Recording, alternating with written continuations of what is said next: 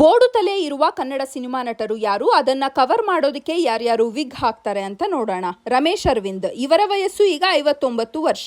Young and energetic ಆಗಿ ಕಾಣ್ತಾರೆ. ಇವರು ಹೇರ್ ಟ್ರಾನ್ಸ್ಪ್ಲಾಂಟೇಶನ್ ಅನ್ನ ಮಾಡಿಸ್ಕೊಂಡಿದ್ದಾರೆ. ಚಾಲೆಂಜಿಂಗ್ ಸ್ಟಾರ್ ದರ್ಶನ್, ಇವರು ಇಂಡಸ್ಟ್ರಿಗೆ ಬಂದಾಗ ಇವ್ರಿಗೆ ಕೂದಲು ಚೆನ್ನಾಗೇ ಇತ್ತು, ಆದ್ರೆ ಇತ್ತೀಚೆಗೆ ತಲೆಯ ಮುಂಭಾಗ ಬೋರ್ಡ್ ಆಗಿದೆ. ಹೀಗಾಗಿ ಕ್ರಾಂತಿ ಸಿನಿಮಾ ಟೈಮಲ್ಲಿ ಇವರು ಹೇರ್ ಫಿಕ್ಸಿಂಗ್ ಅನ್ನ ಮಾಡಿಸ್ಕೊಂಡಿದ್ದಾರೆ. ರವಿಚಂದ್ರನ್, ಸದ್ಯ ಇವರ ವಯಸ್ಸು 63 ವರ್ಷ. ಸಿನಿಮಾ ಶೂಟಿಂಗ್ಗೆ ಇವರು ವಿಗ್ ಅನ್ನ ಬಳಕೆ ಮಾಡ್ತಾರೆ. ಪಬ್ಲಿಕ್ ಗ್ಯಾದರಿಂಗ್ಸ್, ಈವೆಂಟ್ಸ್ ಮತ್ತು ರಿಯಾಲಿಟಿ ಶೋಗೆ ಇವರು ಕ್ಯಾಪ್ ಅನ್ನ ಬಳಕೆ ಮಾಡ್ತಾರೆ. ನಟ ಶರಣ್, ಇವರ ವಯಸ್ಸು 52 ವರ್ಷ.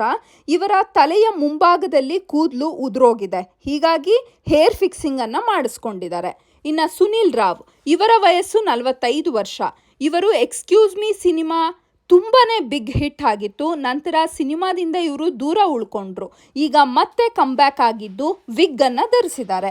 ಅಭಿಜಿತ್, ಇವ್ರಿಗೂ ಅಷ್ಟೇ ತಲೆ ಕೂದಲು ಕಮ್ಮಿ ಆಯಿತು ಅಂತ ಹೇಳಿಬಿಟ್ಟು ಈಗ ವಿಗ್ ಅನ್ನ ಹಾಕ್ಕೊಳ್ತಾರೆ.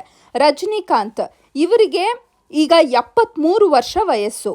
ರಿಯಲ್ ಲೈಫ್ನಲ್ಲಿ ವಿಗ್ ಅನ್ನ ಇವರು ಹಾಕದೇ ಇಲ್ಲ, ಆದರೆ ಸಿನಿಮಾಗಳಿಗೆ ಮಾತ್ರ ಇವರು ವಿಗ್ ಅನ್ನ ಬಳಕೆ ಮಾಡ್ತಾರೆ.